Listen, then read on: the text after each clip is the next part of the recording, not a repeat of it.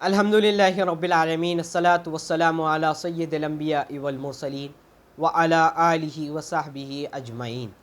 Amma ba'ad, Assalamu alaikum wa rahmatullahi wa barakatuh. The topic for today's video is short biography of Syedna Osman ibn Affan radiyallahu ta'ala an. Syedna Osman was born in 573 AD in the Umayyad family of the Quraysh tribe of Makkah. His father's name was Affan and the name of his mother was Arwa. He was the fourth person who embraced Islam, and he was married to the third daughter of the Holy Prophet ﷺ named Ruqayya.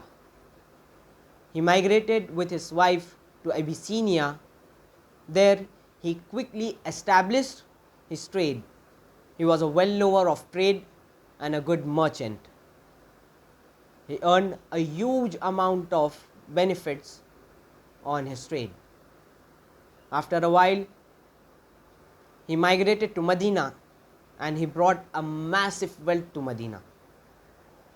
At the time of Badr war, his wife, Sayyida Ruqayya, became ill and he didn't participate in the war to serve his wife on the request of the Holy Prophet ﷺ.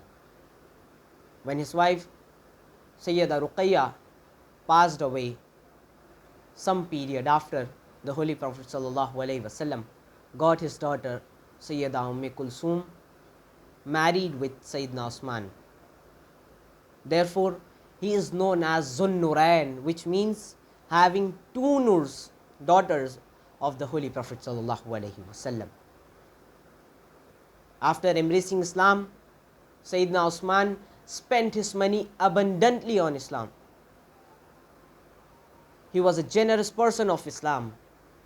He spent many things in the way of Allah. He gave 100 camels in the Allah's way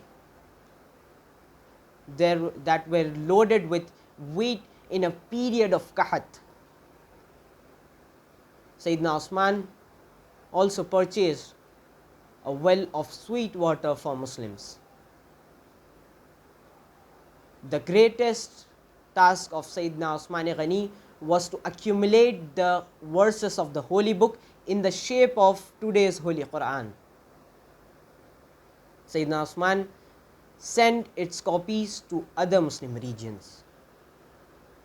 Sayyidina Osman Ghani was selected as third Caliph of Muslims after the demise of Sayyidina Umar Farooq radiyallahu ta'ala.